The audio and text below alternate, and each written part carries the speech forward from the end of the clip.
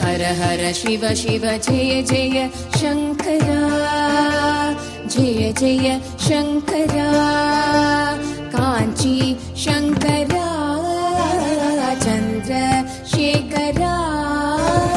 हर हर शिव शिव जय जय शंकरा, जय जय शंकरा, कांची शंकरा, चंद्रशेखरा। நின்னை சரணடைந்தேன் சந்திரசேகரா, நீதானே என்றென்றும் ஆதிசங்கரா. உந்தனடி தோழுதேன் வேத மந்திரா,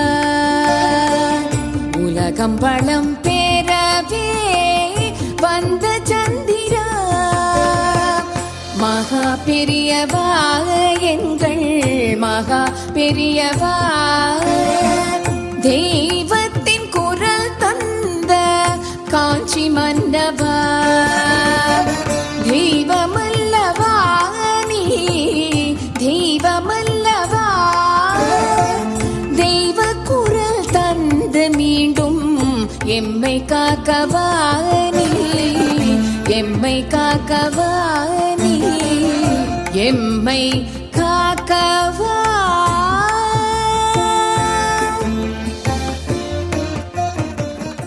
ஸ்ரீ குருபியோ நமக. ஹரஹர சங்கர, ஜெய் ஜெய் சங்கர. நின்னை சரணடைந்தேன் என்ற இந்த நிகழ்ச்சியின் வாயிலாக உங்களை மீண்டும் சந்திப்பதில் மிக்க மகிழ்ச்சி. ஹர ஹர சிவ சிவ ஜெய ஜெய சங்கரா, ஜெய ஜெய சங்கரா, காஞ்சி சங்கரா, சந்திரசேகரா. ஒரு முறை ராமசாமி அப்படிங்கிறவர் பெரிவாளோட ஒரு அணுக்கு தொண்டர். பெரிவாளுக்கு விளாம்பழம் வாங்கிடுவார். நிறைய நல்ல சுவையான நல்ல பெரிய விளாம்பழமா ஒரு கூடை நிறைய வாங்கிடுவார். பெரிவாள்கிட்ட அந்த கூடையை வச்சுட்டு, பெரிவா இது கண்டிப்பாக நீங்கள் இதை சாப்பிட்டு பார்க்கணும், எப்படியான இது உங்கள் வயிற்றில் போய் சேரணும் அப்படின்னு என்னோட விண்ணப்பம் அப்படின்னு சொல்கிறார். பெரிவாளும் அதை கேட்டுட்டு மௌனமாக இருக்கா. அந்த விளாம்பழ கூடை அவள் எடுத்துன்னு போய்டுறா உள்ள. ஒரு அரை மணியில் அந்த விளாம்பழத்தை எல்லாரும் சாப்பிட்டு முடிச்சிடுறா உள்ள. பெரிவா எல்லா அனுஷ்டானங்கள்லாம் முடிச்சுட்டு பிக்ஷைக்காக உட்கார்றா. வந்துட்டு விளாம்பழம் எங்க அப்படின்னு கேட்குறார். எல்லாருக்கும் ஒரே தூக்கி வாரி போடுறது, என்ன சொல்றதுன்னே தெரியல, எல்லாரும் மௌனமா இருக்கா. பெரிவா புரிஞ்சுன்றா, சரி வா எல்லாரும் சாப்பிட்ருக்கா, பெரிவாளுக்கு திருப்தி தான், எல்லாரும் சாப்பிட்டானா பெரிவா சாப்பிட்டா மாதிரி. பட் அந்த தொண்டர் அவ்வளோ தூரம் சொல்லிட்டு போயிருக்காளே, நம்ம சாப்பிட்ணுன்னு சொல்லிட்டு என்ன சொல்கிறா, அப்போ யாரோ சாப்பிட்ட அந்த ஓடு ஒண்டி ஜன்னல் பக்கத்தில் வச்சுருக்கா, ஒரு 4 ஓடு. பெரியவா என்ன சொல்கிறா, ரசத்தில் அந்த ஓட்டை போடு, அது கொஞ்ச நேரம் ஊறட்டும் அப்படின்னு சொல்லிட்டு அந்த ரசத்தை சாப்பிட்றா. அப்போ தான் அந்த தொண்டருக்கு கொஞ்சம் மனசு திருப்தியாகுது. என்னதான் நம்ம இது பண்ணினாலும் பெரியவா ஒருத்தர் மனசை புரிஞ்சுட்டு அவளையும் திருப்திப்படுத்தணும் அப்படிங்கிறதுல பெரிவாளுக்கு நிகர் பெரிவா தான். ஹர ஹர சிவ சிவ ஜெய ஜெய சங்கரா, ஜெய ஜெய சங்கரா, காஞ்சி சங்கரா, சந்திரசேகரா. இன்றைக்கு நாம் சந்திக்கவிருக்கும் சிறப்பு விருந்தினர் மணலி ரவிச்சந்திரன் மாமா அவர்கள். அவர்களை இந்த நிகழ்ச்சிக்கு வருக வருகவென்று வரவேற்போம். நமஸ்காரம். நமஸ்காரம். நமஸ்காரம். மகாபெரிவா சரணம். சரணம் சரணம் மகாபெரிவா சரணம். குருவின் திருவடிகளே சரணம். ஸ்ரீ பால திரிபுர சுந்தரி அம்பாள் பாலாம்பிகையே சரணம். ஸ்ரீ காமாட்சி அம்மையே சரணம். குரு பிரம்மா குரு விஷ்ணு குரு தெய்வ மகேஸ்வரக குரு சாட்சாத் பரபிரம்ம தஸ்மை ஸ்ரீ குரவே நமகா. உங்களுடைய அனுபவங்கள் எப்படி பெரிவாளோட ஆரம்பிச்சது அப்படின்னு நீங்க சொல்ல ஆரம்பிங்க. சின்ன வயசுல நல்லா படிச்சுன்னு கிராமத்துல இருந்தோம். அது அப்புறம் சென்னைக்கு கொஞ்சம் வேலையெல்லாம் கிடைக்கும்னு எதிர்பார்த்தோம், வேலை கிடைக்கல. எங்கள் அம்மாவோட அப்பா ம் என்னோட தாத்தா வந்து ஒரு நாள் வா நம்ம காஞ்சிபுரம் போய் பெரியவாளை பார்த்துட்டு வரலாம், ம் அதுக்கப்புறம் உனக்கு வேலை ஸ்திரமாக கிடைக்கும் ம் அப்படின்னு சொல்லி ம் என்னை கூப்பிட்டுன்னு போனார். சரி. காஞ்சிபுரம் போய் தாத்தாவோட பெரியவா சென்னையில் இருக்கும்போது நான் கொஞ்சம் ஒதுங்கி இருந்தேன். தாத்தா மட்டும் போய் பெரியவாளை பார்த்துருந்தா. ம் அப்போது சொன்னால் என்னை மகா பெரியவா என்னை பார்க்குறா, ம் ஆனால் எனக்கு அது தெரியல. சரி. பார்த்த உடனே நீ பலாசூர்காரன் தானே ம் அப்படின்னு கேட்டா ம் என்கிட்ட. எனக்கு தெரியல. ஆ எங்கள் தாத்தா ஆமாம் அப்படின்னா அதுக்கு ஆ பதில். சரி. அப்புறம் தாத்தா சொன்னா நீ பெரியவாய்ட்டு நமஸ்காரம் பண்ணிக்கோ ம் அப்படின்னு சொன்னான். ம் நமஸ்காரம் பண்ணினதும் எழுந்து நின்றோம். அப்போ பெரியவா கேட்டா, உத்தியோக பிராப்தம் ஒன்றுன்னு தானே நீ இப்போ இங்கே வந்திருக்க ஆ அப்படின்னு கேட்டா. சரி. அதையும் எங்கள் தாத்தாவே சொன்னான். ஆ எனக்கு அப்போ சின்ன வயசு, பயம்.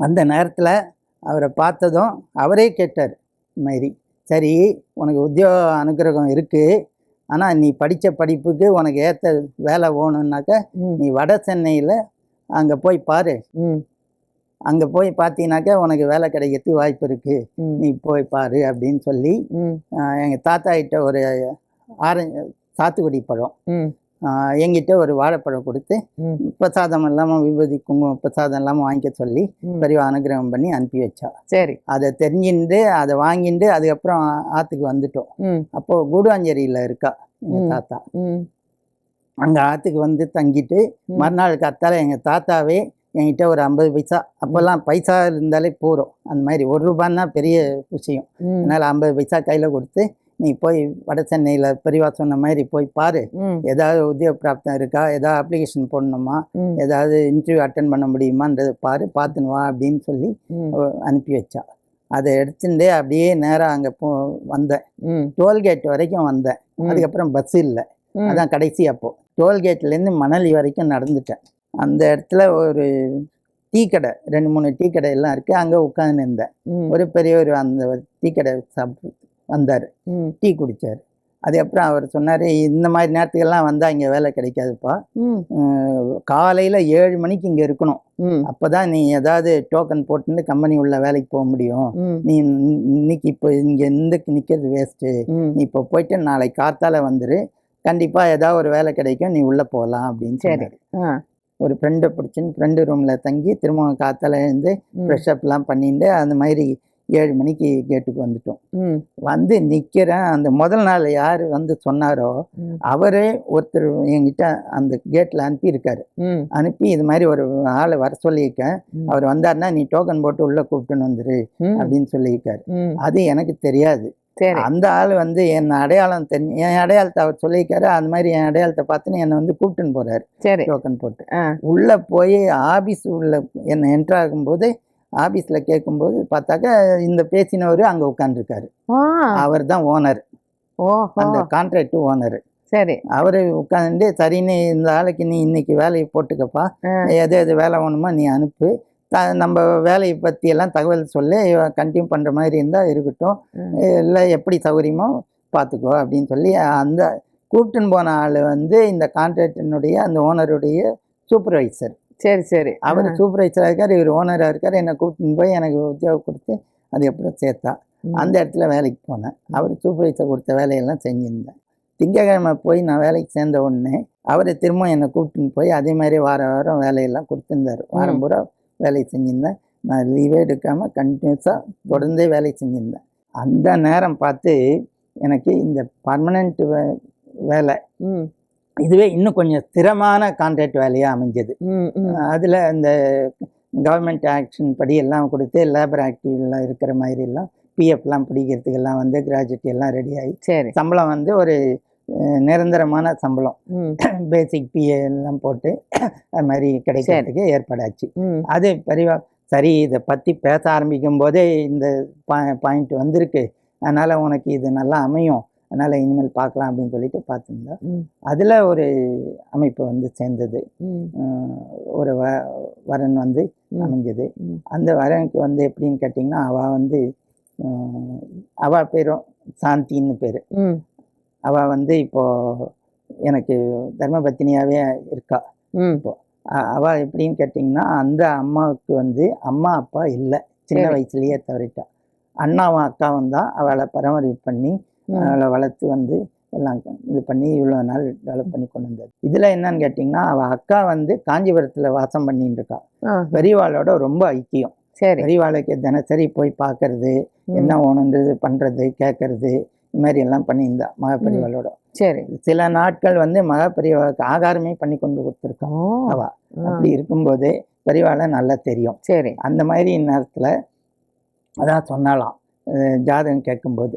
அப்போ என்ன சொல்லியிருக்கா, எங்கள் அப்பா கிட்ட வந்து இவ என்னோட ஜாதகம் கேட்கும்போது அந்த இது ஒரு மாமா அவர் வந்து கேட்கும்போது எங்கள் அப்பா என்னோட ஜாதகத்தை கொடுத்துட்டாரு. இதை எடுத்துன்னு போய் அவர் என்ன பண்ணியிருக்காரு, பெரியவா அவரும் பெரியவா டிவோட்டி, ஆற்றுல பெரியவா பூஜை பெரியவா படம் வச்சு பூஜை பண்ணிட்டு இருக்கிறவர். பெரியவா கிட்ட என்னோட ஜாதகத்தை வச்சுட்டு இந்த மாதிரி பையனோட ஜாதகம் வந்திருக்கு, இந்த பொண்ணோட ஜாதகம் இல்லைன்னு சொல்கிறா, இவ 2 பேரும் ஒன்று சேர்த்து வைக்கிறது உங்கள் பொறுப்பு, என் பொறுப்பு இல்லை, நீங்கள் சொன்னீங்கன்னா என்ன பண்ணணும்னு சொன்னால் நான் பண்ணுறேன் அப்படின்னு அவர் அங்கே பிரார்த்தனை பண்ணிட்டாராம். அப்போது மகாபெரிவா அவருக்கு ஒரு யுத்தியை கொடுத்துருக்காரு. கல்யாணம்னு ஒன்று நடக்கணும்னா நல்லதுக்கு காரணம் சொல்கிறோம்னாக்கா, நல்லதுக்கு எப்படி ஒன்றாலும் காரணத்தை சொல்லி அவளை சமாளித்து கல்யாணம் நல்லபடியாக நடத்தி வைக்கிறது நல்லது. ஆனால் பொய் சொல்லி ஏமாற்றக்கூடாது அதில் அப்படின்னு இருக்கும்போது அவள் எப்படி பண்ணணுமோ பண்ணலாம், அதனால் ஒன்றும் தப்பு இல்லை, நீ நான் சொல்கிற மாதிரி பண்ணுன்னு சொன்னதும் இந்த என்னோட ஜாதகத்தை எடுத்துன்னு போய் ஒரு ஜோசியர்கிட்ட கொடுத்து இதுக்கு பொறுத்துற மாதிரி ஒரு பொண்ணோட ஜாதகம் எதுன்னு சொல்லி அவளுக்கு அந்த அதை சார்ந்த அளவுக்கு இருக்கக்கூடிய ஒரு 6 வருஷம் வித்தியாசத்தில் ஒரு டேட் ஆஃப் பர்த்தை போட்டு டேட் ஆஃப் பர்த் எழுதி அதுக்கு ஜாதகத்தை எழுதி கொடுக்க சொல்லியிருக்கான். பெரியவாளே இவருக்கு சொல்லி இவர் போய் அது மாதிரி பண்ணி ஜாதகத்தை எழுதி எடுத்துன்னு வந்து அந்த ஜாதகத்தை எங்கள் அம்மா அப்பா கிட்ட கொடுத்து இதுதான் பொண்ணோட ஜாதகம் அப்படின்னு கொடுத்துருக்கா. சரி. பொண்ணோட ஜாதகம்னதும் என்னோட ஜாதகம் மேட்ச் ஆகுது. இவாளுக்கு மேட்ச் ஆயிடுச்சு. ஏற்கனவே இங்கே மேட்ச் ஆகிடுத்த பெரியவாகிட்ட. சரி. அதனால மேட்ச் ஆயிடுச்சு. 1988 பிப்ரவரி மாதம் 7ஆம் தேதி எங்களுக்கு கல்யாணம் ஆச்சு. சரி. கல்யாணம் ஆனதுக்கப்புறம் கல்யாணம் ஆகிற அன்னைக்கு எனக்கு திடீர்னு அசௌகரியமாகி போச்சு. எனக்கு திடீர்னு அப்பண்டிக்ஸ் வந்துடுச்சு. சரி. ரொம்ப சீரியஸ் கண்டிஷன். காத்தால எல்லாம் முகூர்த்தெல்லாம் முடிஞ்சுது, சப்தவதி எல்லாம் முடித்தோம், ஆகாரத்துக்கு உட்கார போகிறோம், உட்காந்து 2 வாய் எடுத்து வாயில் வைக்கிறேன், வயிறு வலி. அப்படியே சாப்பிட்டது அப்படியே வாமிட் ஆயிடுச்சு. உடனே அங்கேயே சுருண்டு கீழே விழுந்துட்டேன். விழுந்ததும் எல்லாரும் பார்த்து பயந்துட்டேன். பயந்த உடனே அவெல்லாம் எங்கள் அம்மா அப்பா கிட்ட சொல்லி அது அப்புறம் இது பண்ணி டாக்டரை வரவழைச்சு பார்த்து அங்கேயே அன்றைக்கி டாக்டரும் சொல்லிட்டா இது கொஞ்சம் சீரியஸாக இருக்குது, அதனால் சர்ஜரி பண்ணால் நல்லாயிடும் அப்படின்னு சொல்லி. அப்போது இவ அக்கா வந்து ரொம்ப பிரார்த்தனை பண்ணி பெரியவா கிட்ட வேண்டா. இந்த கல்யாணம் திருப்பத்தூரில் நடந்தது. பெரியவா காஞ்சிபுரத்தில் இருக்கா. இவா அக்கா திருப்பத்தூருக்கும் காஞ்சிபுரத்துக்கும் பறக்கணும்னு ஏதோ சொல்லணும்னு அவசரப்படும் போது அங்கேயே இருந்து பெரியவாளை பிரார்த்தனை பண்ணிட்டு இருக்கா. அப்போ பெரியவா சொன்னாலாம், நீ கவலைப்படாத, நான் பார்த்துக்கிறேன், அதெல்லாம் ஒன்றும் ஆகாது, இது கொஞ்சம் ஒரு அவளுக்கு ஒரு இது வர்றதுக்காக தான், நீ கவலைப்படணும்னா சரியாயிடும். அங்கேருந்து முடிச்சுட்டு அப்படியே கல்யாணம்லாம் முடிச்சுட்டு நாங்கள் ஆற்றுக்கு வந்தோம். திரும்பவும் அப்படியே கொஞ்ச நாள் கழிச்சு மணலியில் வந்து கொடுத்தனமும் வச்சு கொடுத்தா. தர்மபத்தினியோட வாழ்க்கையை நடத்தி உட்கார்ந்துருந்தோம். அப்படியே இருந்துட்டு இருக்கும்போது இது போயிட்டே இருக்கு வாழ்க்கை.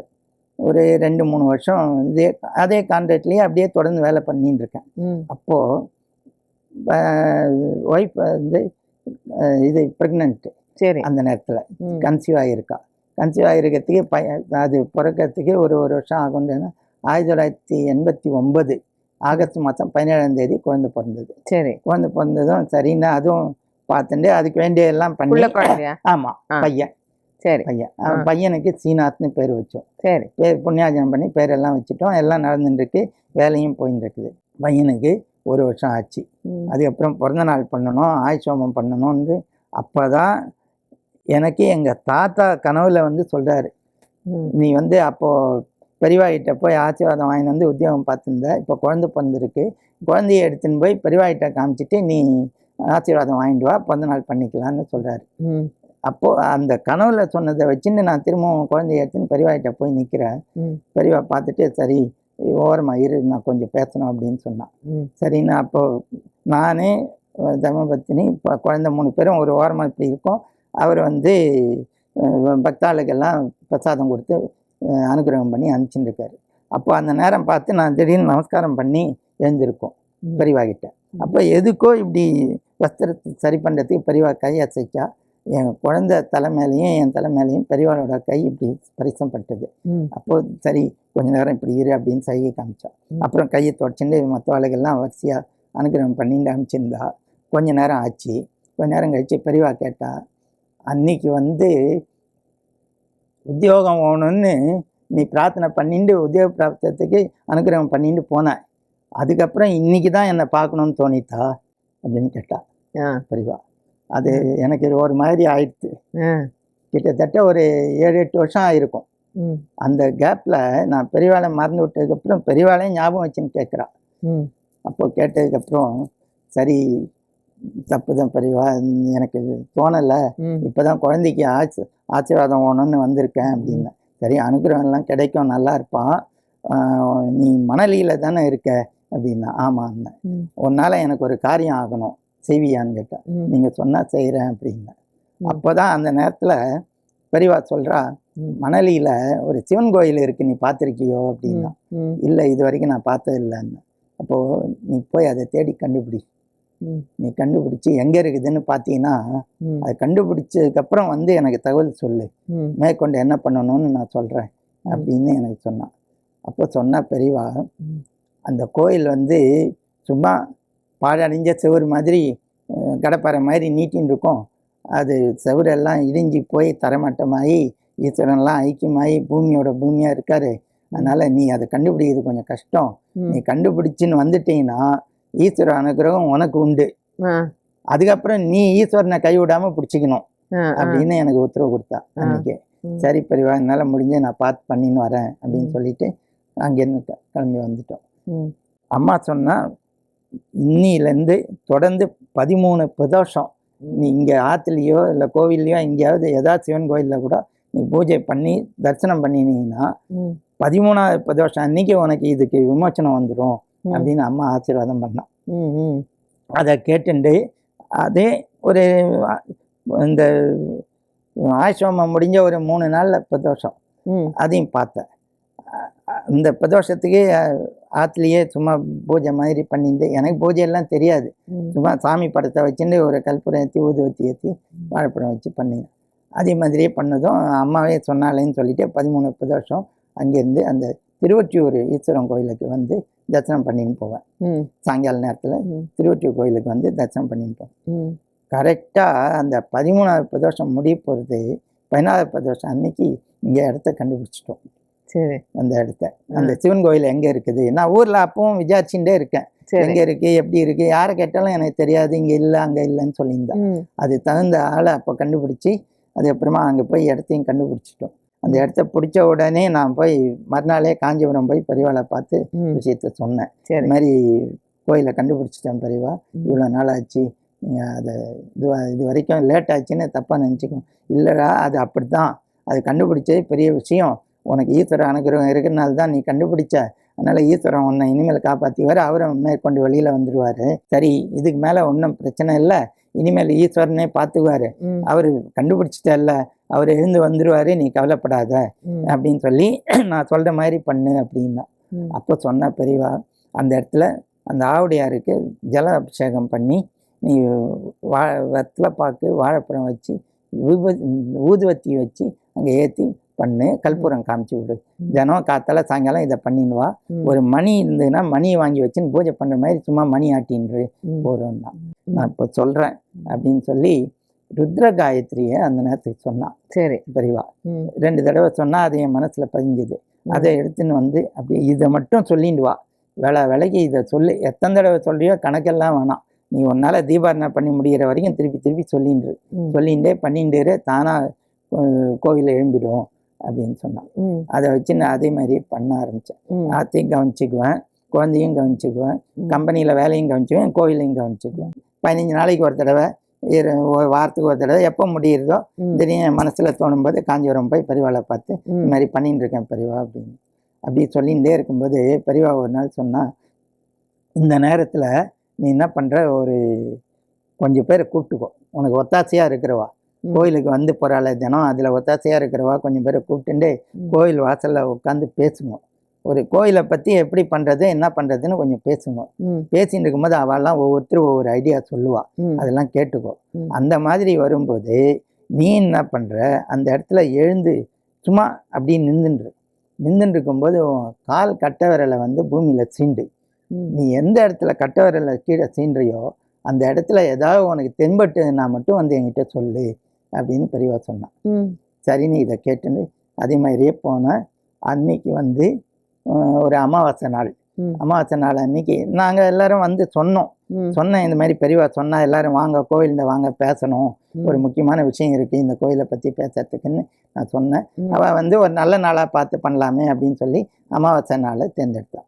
அதுக்கப்புறம் வர அமாவாசை அன்னைக்கு நம்ம எல்லாரும் கூடி பேசலாம் அப்படின்னு சொல்லி அமாவாசை அன்னைக்கு சாயங்காலம் வந்து இதே மாதிரியே வழக்கமான பூஜையை பண்ணி முடிச்சுட்டு தீபாவளெல்லாம் பண்ணி முடிச்சுட்டு வெளியில் வந்து உட்காந்து பேசணும். சரி, பேசிகிட்டே இருக்கும்போது திடீர்னு எனக்கு அந்த எண்ணமே வரல, பெரியவா சொன்ன இந்த எண்ணமே வரல.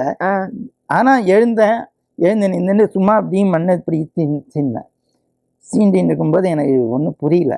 சரின்னு திரும்பவும் என்ன பண்ணால் அந்த இடத்துல ஒரு குச்சி மாதிரி இருந்தது. அந்த குச்சியை எடுத்து இப்படி நிறுத்தி குச்சியை பிடிச்சிட்டு திரும்பவும் கொஞ்சம் ஆழமாக விரலாலேயே மண் எடுத்தாக்க அப்போது ஒரு ஆட்டுக்கல் மாதிரி ஒரு வழவழன்னு காலில் தெம்பட்டுது. அந்த வழவழன்னு தெம்படுறதுன்னு சொல்லி கீழே குனிஞ்சி கையால் மண் எடுத்தேன். அந்த இடத்துல மண் எடுக்க ஒரு ஆட்டுக்கல் மாதிரி பெருசாக வர ஆரம்பிச்சுது. அதை அதுக்கப்புறம் அவள்லாம் பேசிகிட்டே இருக்கா, நானும் அவளுக்கு பதில் சொல்லிகிட்டே இந்த வேலையை பண்ணிட்டு இருக்கும்போது பார்த்தா அவளும் எழுந்து வந்து மண் எடுக்க ஆரம்பிச்சிட்டா. அப்புறமா அந்த இடத்துல அந்த பாரு அப்புறம் மண்வெட்டி எல்லாம் இருந்தது, அதை வச்சு மண் தோண்ட உள்ள கல் கூட வழவழன்னு அடியில் இருந்துகிட்டே இருக்கு. எவ்வளோ தூரம் போகிறதுன்னு தெரியலையேன்னு சரி எடுத்துடலான்னு எல்லாரும் எடுத்துகிட்டே இருக்கோம். 3 அடி ஆழம் அந்த பானம் உள்ள இருக்கு. அந்த லிங்கத்தை எல்லாருமா சேர்ந்து கையில் பிடிச்சி கட்டிண்டு அப்படியே மேலே தூக்கினான். மண்ணெல்லாம் தள்ளிட்டோம், ஃப்ரீ ஆகிடுது. மேலே தூக்கின உடனே வந்த உடனே எடுத்து இதில் வெளியில் வச்சு கோயில் சன்னதிக்கு வெளியில் வச்சு அதை உடனே அங்கேருந்தே ஒரு பக்கத்து வீட்டிலேருந்து ஜலம்லாம் வாங்கி பக்கெட் நிறைய ஜலம் கொண்டு வந்து அதை நல்லா அலம்பி தொடச்சி அதுக்கு விபூதியெல்லாம் வச்சு அங்கேயும் வாழைப்பழம் வெத்தலை பார்க்க வச்சு ஊதுவத்தி ஏற்றி கற்பூரம் காமிச்சு சரி ஈஸ்வரன் இனிமேல் வந்துட்டாரு அப்படின்னு எல்லாரும் தீர்மானம் பண்ணிட்டு இதுக்கு மேலே பூஜையை ஆரம்பிச்சிடலாம் அப்படின்னு சொல்லிட்டு எல்லாரும் சொன்னான். அதோட அன்றைக்கி ராத்திரி வந்துட்டோம். இந்த சந்தோஷத்தில் நான் மறுநாள் கம்பெனிக்கு லீவு போட்டுட்டு காஞ்சிபுரம் போய் பெரியவாளை பார்த்து தகவலை சொன்னேன். சரி இனிமேல் அவர் வந்துட்டார்ல, அவர் பார்த்துக்குவார், நீ அதை பற்றி கவலைப்படாத, வர பிரதோஷம் அன்னைக்கு நீ அவரை கொண்டு போய் ஆவடியாறு உள்ள வச்சுட்டு அதே அந்த ஆவடியாறு உள்ள ஓட்டை இருக்கும், அந்த ஓட்டைக்குள்ளே இவர் உள்ள சொருகினீங்கன்னா உள்ளே போயிட்டு வச்சுட்டு அவரை இது பண்ணி சரி பண்ணி வச்சுடு. அதுக்கப்புறம் இதே மாதிரியே ரெகுலராக நீ பண்ணுற மாதிரி அவர் லிங்கத்துக்கும் ஆவடியாருக்கும் சேர்த்து அபிஷேகம் பண்ணி நீ தீபாவளி பண்ணிடுவா, பூஜை பண்ணிடுவா, இதே மந்திரம் தான் போகிறோம் அப்படின்னு பெரியவா சொன்னான். இந்த நேரத்தில் அப்படியே வளர்ந்துட்டு இதுக்குள்ளே மணி அடித்து பண்ண எல்லாரும் வருவான்னு சொன்னா பாருங்க, மணி அடித்து பூஜை பண்ண கூட்டம் கோவிலுக்கு நிறைய பேர் வர ஆரம்பித்தோம். இந்த முள்ளு புதராக இருந்ததெல்லாம் எல்லா ஆளுங்களை வச்சு எல்லாம் நீக்கியாச்சு. அப்போது எல்லாத்தையும் சரி பண்ணி தரமட்டமாக்கி அந்த முள்ளெல்லாம் வெளியில் அனுப்பி இதுக்கெல்லாம் பைசா செலவு ஒன்றுமே, செலவுக்கு என்ன பண்ணுறதுன்னு பார்த்தா எல்லாரும் அவளோட கைங்கரியமாக உழைப்பாகவே வேலையை செய்ய ஆரம்பித்தான். பணமாக போடல, உழைப்பாகவே வேலையை செய்ய ஆரம்பித்தான். அப்போ பெரியவா சொன்னார், திரும்பவும் நான் போய் நடுவில் பெரியவாகிட்ட பார்த்துட்டு அப்பப்போ பார்த்துன்னு வரேன்ல, அப்போ ஒரு தடவை பெரியவா சொன்னால் இந்த கோயில் கும்பாபிஷேகம் பண்ணணும்னு எல்லார்கிட்டையும் சொல்லும்போதே எல்லாரும் காசு பணம் கொடுத்தா மட்டும் நீ வாங்காத, வேற ஏதாவது பொருளாக கொடுத்தா மட்டும் வாங்கிக்கோ, காசு கொடுத்து இது மாதிரி இது செலவுக்கு வச்சுக்கோன்னு சொன்னால்னா எந்த காசாக இருந்தாலும் யார் கொடுத்தாலும் காசை மட்டும் தொடாதுன்னு சொன்னான். சரின்னு அதே மாதிரியே பண்ணினேன். எல்லார்கிட்டையும் சொல்லிட்டேன், உங்களால் இந்த கோயிலுக்கு என்ன கைங்கரியமாக பண்ண முடியுமோ எண்ணெய் வாங்கி கொடுங்க, இல்லை வேறு ஏதாவது இது மாதிரி திருப்பணி வேலைக்கு ஏதாவது மணல் வாங்கி கொடுக்கலாம், கல் வாங்கி கொடுக்கலாம், அது மாதிரி என்ன முடியுதோ உங்களால் முடிஞ்சது செய்யுங்க, காசு வேணான்னு சொல்லியிருக்காருன்னு சொன்னேன். அதே மாதிரியே எல்லாரும் முதல்ல கொஞ்சம் எல்லாருமே என்ன பண்ண, நீ பார்த்துக்க சாமின்னு காசு எடுத்துன்னு வந்தா, காசு வாங்க மாட்டேன்னு சொல்லிட்டு. அந்த நேரத்தில்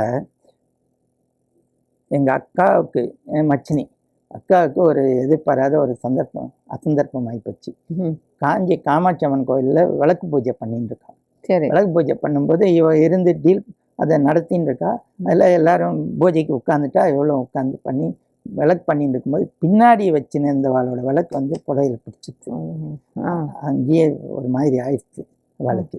அப்புறம் எழுந்து எல்லாரும் அவசரப்பட்டு ஃபயர் என்ஜின்லாம் வர வச்சு எல்லாம் பண்ணி எல்லாம் பண்ணதுக்கப்புறம் பேர்ன் ஆயிடுதா உடம்பு? ஆமாம், உடம்பு பூரா பர்ன் ஆயிடுச்சு. கீழ்ப்பாக்கத்தில் ஆஸ்பத்திரிக்கு கொண்டு ட்ரீட்மெண்ட் பண்ணும்போது 1 வாரம் இருந்தா. அப்புறம் இல்லை. இது எங்க? காமாட்சி கோவில்லையே? காமாட்சி கோவில்லையே நடந்தது. மீனாட்சின்னு பேர் அக்காவுக்கு. காமாட்சி கோவில்லையே நடந்தது. அதுக்கப்புறம் இன்னைக்கு நாங்கள் இந்த நல்ல நிலைமையில இருக்கிறத பார்க்கறதுக்கு காலைல. அது எதனால அப்படி யாருதான் தெரியாது. கர்மா. ஆமாம். அந்த இன்சிடென்ட் நடந்த நேரம் பெரியவாளும் இல்லை. பெரியவா சித்தி ஆயிட்டான். ஓஹோ. ஆமா. இது நடந்தது பெரியவா சித்தி ஆனதுக்கு அதுக்கப்புறம் ஆமாம். நடுவில் இந்த மேற்கொண்டு இந்த மாதிரி நடந்துகிட்டே இருக்கு பாருங்க. எங்களுக்கு பூஜையெல்லாம் பண்ணிட்டு இருக்கும்போது பெரியவாளோட அனுகிரகத்தினால எந்த தொந்தரவும் இல்லாமல் பண்ணிட்டு இருக்கேன். அந்த கோயிலுக்கு கும்பாபிஷேகம் பண்ணணும்னு முடிவாச்சு. இது வேலை நடந்துகிட்டே இருக்கு. மூலஸ்தானம் மட்டும் ரெடி ஆகி போச்சு. இந்த நேரத்தில் வந்து பெரியவாகிட்ட போய் கேட்குறோம், இந்த மாதிரி வேலை திருப்பணியெல்லாம் நடந்துட்டு இருக்குது பெரியவா, இதுக்கு கும்பாபிஷேகம் பண்ணணும் அப்படின்னு சொல்லும்போது, கும்பாபிஷேகம் பண்ணணுமா, ரெடி ஆகிட்டிங்களா அப்படின்னா, பண்ணலாம் பெரியவா, கொஞ்சம் இதுவாக பண்ணுறோன்னு சொல்லும்போது பெரியவாளே என்ன பண்ணால் 1992 வரலட்சுமி நோம்பு அன்னைக்கு நாங்கள் போய் பார்க்குறோம் பெரியவாளை. நான் மட்டும் இல்லாமல் என் குழுவோடும் சேர்ந்து போய் பார்த்தேன். கோயில் நிர்வாக கமிட்டியோட போய் பார்க்கும்போது பெரியவா சொன்னால் 1993 ஜூன் மாதம் கும்பாபிஷேகம் பண்ணுங்க அப்படின்னா. 92 வரலட்சுமி நோம்பு அன்னைக்கு பார்க்குறோம். அப்போ சொல்கிறா 93 ஜூன் மாதம் பண்ணுங்க. ஆனி மாதம் வரும், ஆனி மாசத்துல கும்பாபிஷேகம் பண்ணா கோயில் நல்லா விருத்தி ஆகும், ஊர்லயும் எல்லாருக்கும் சுபிட்சம் கிடைக்கும், ஊரும் நல்லா இருக்கும், அதனால நீ ஆனி மாசத்துல கும்பாபிஷேகம் வச்சுக்கோ அப்படின்னு சொல்லி பெரியவாளை 6/6/1993 அந்த தேதி குறிச்சு கொடுத்தா. திரு மணலி ரவிச்சந்திரன் மாமா அவர்களின் அனுபவங்கள் அடுத்த வாரமும் தொடரும்.